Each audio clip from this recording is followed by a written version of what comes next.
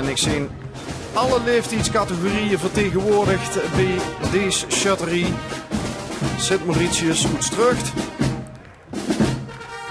Met een, vind ik toch wel gewaagde kleurencombinatie van de jurk van de koningin.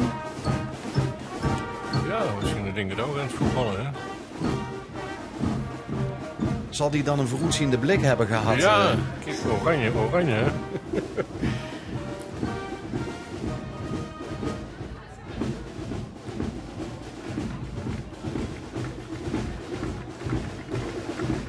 Sint Sebastianus, Spekhey.